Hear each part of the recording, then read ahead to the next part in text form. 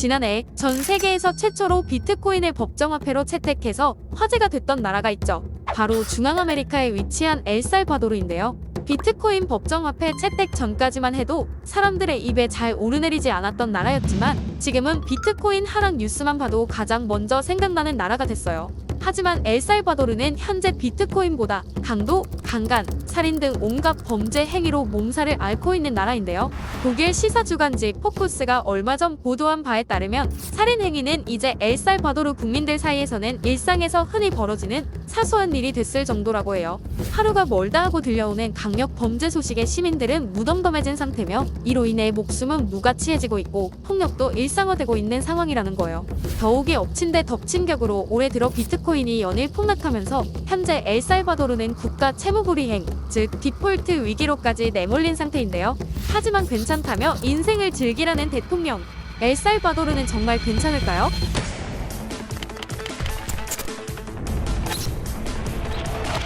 지난해 6월 엘살바도르 정부가 비트코인을 법정화폐로 공식 채택한다는 소식이 들려오자 국제통화기금을 비롯한 각국 정부에서는 우려스러운 목소리가 쏟아져 나왔어요. 암호화폐는 변동성이 크고 범죄에 악용될 수 있으며 예측할 수 없기 때문이라는 것이 그 이유였죠. 당연히 엘살바도르 국민들 사이에서도 반대 의견이 거셌으며 발표 직후인 지난해 10월에는 5천여 명이 거리로 나와 반대 시위를 벌이기도 했어요. 인구 절반이 인터넷 접근도 어려운 나라에서 비트코인을 논한다며 거리에 현금 인출기를 파손하는 등으로 격렬하게 민심을 표출한 것이죠.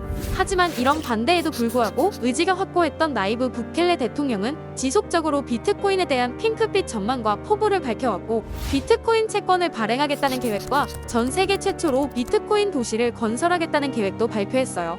문제는 모두가 알다시피 비트코인 가격이 연일 폭락을 거듭하면서 핑크빛 전망은 잿빛으로 바뀌어간 거예요. 불과 7개월 전인 작년 11월 비트코인이 8,200만 원을 돌파하며 사상 최고가를 기록했을 때만 해도 코인에 투자를 안 하는 사람은 가만히 있는데도 가난해지는 기분이 들 정도였어요. 사실 부켈레 대통령이 비트코인을 법정 통화로 인정하며 비트코인 매입 사실을 SNS에 발표할 즈음엔 이 결정이 시장의 호재로 작용해 비트코인 시세가 오르기도 했지만 가장 안정적으로 관리돼야 할 국가의 자산이 가장 변동성이 심한 곳에 투자되었다는 점이 문제였죠.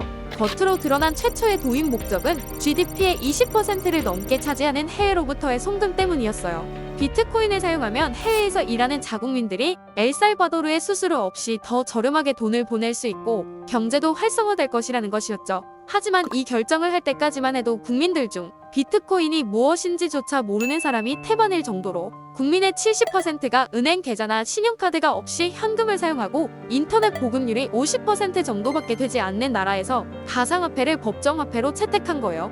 수도 산살바도르 시내의 가게와 식당, 커피숍 20곳을 대상으로 조사한 결과 비트코인을 받겠다고 답한 상점은 역시나 10% 정도밖에 되지 않을 정도였고 더욱이 비트코인의 가치가 계속 올랐다면 문제가 없었겠지만 암호화폐 시장의 침체는 너무나 빠르게 찾아왔어요. 하지만 부켈레 대통령은 오히려 저가 매수의 기회라며 계속된 추가 매수를 하게 되죠.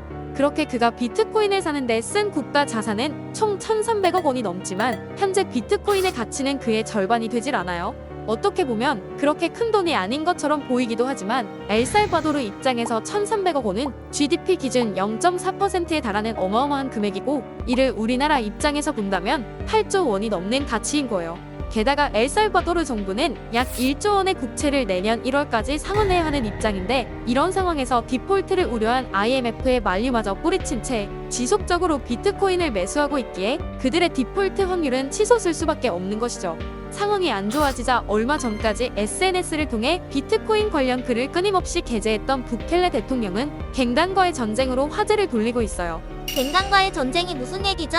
엘살바도르는 1972년에 당선된 대통령을 체포하고 파면시킨 다음 군부 스스로 내세운 후보자를 대통령으로 취임시킬 정도로 20세기 중반 내내 군부가 그 나라의 정치를 좌지우지해 왔는데 군부로 결성된 정부는 경찰과 군인으로 이루어진 스페인어로 검은 그림자라는 뜻의 암살대, 손브라 네그라를 만들어 수많은 국민들을 고문, 강간, 살인하며 통제했어요.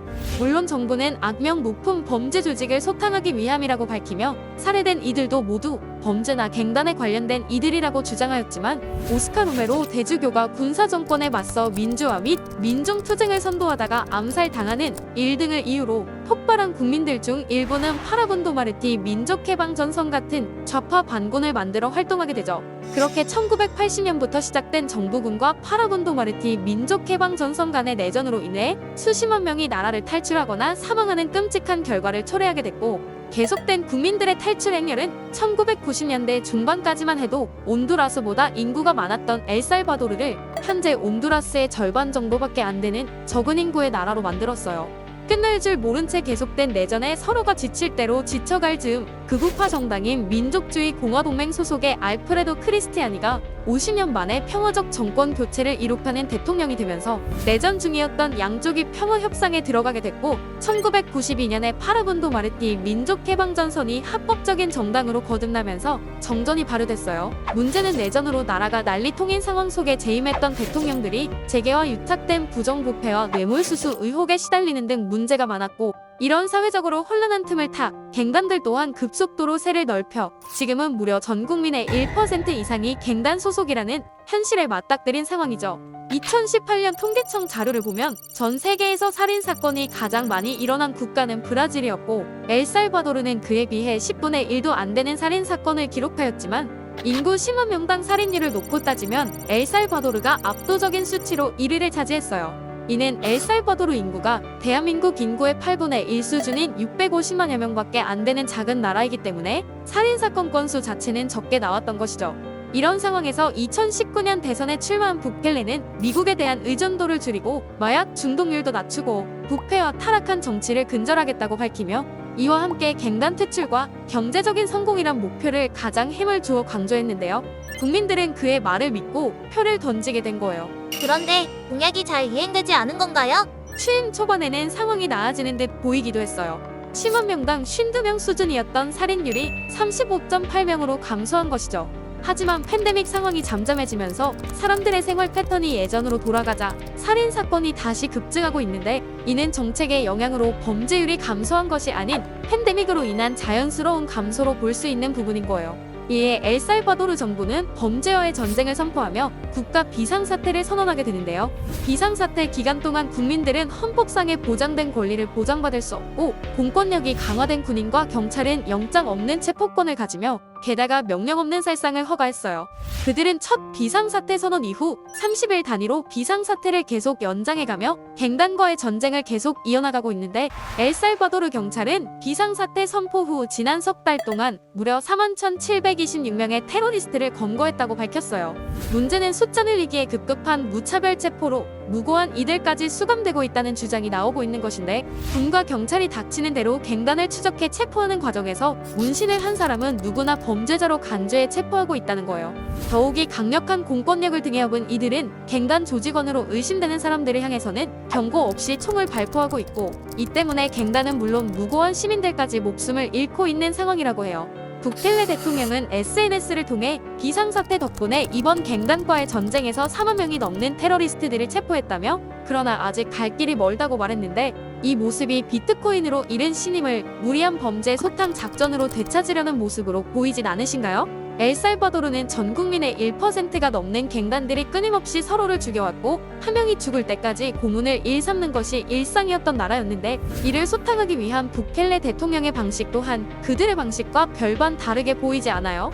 폭정에 항의하는 정치인과 법조인들은 대통령의 명령에 따라 일자리를 잃고 있고, 반면 대통령의 권력을 보장하는 법률안들은 속속 통과되고 있죠. 오랜 기간 동안 내전, 군사 독재, 탄압을 겪어왔던 국민들이 희망을 가지고 민주적으로 선출한 대통령이 점점 독재자로 변하고 있는 거예요. 갱단과의 전쟁을 선포한 부켈레 대통령은 갱단을 향해 모든 악의 근원이라고 비난하면서 국가가 빈곤한 책임을 모두 갱단에게 돌리며 무차별적인 국가 차원의 폭력을 행사하고 있는데요. 과연 이런 행동이 국민들의 치안을 위한 것인지, 아니면 감히 대들 수 없는 강력한 정부를 만들기 위한 것인지는 생각해볼 문제예요. 독일 시사주간지 포쿠스 또한 그는 한때 모든 것을 더 좋게 만들고 싶었지만 결국은 그 자신이 맞서 싸우려고 했던 존재가 되고 말았다. 바로 폭력배다라고 지적했는데요. 여러분들은 엘살바도르 국민들이 더 나은 삶을 살기 위해 진정 필요한 것은 무엇이라고 생각하시나요? 구독 후 알림 설정을 하시면 다음 영상도 바로 보실 수 있어요.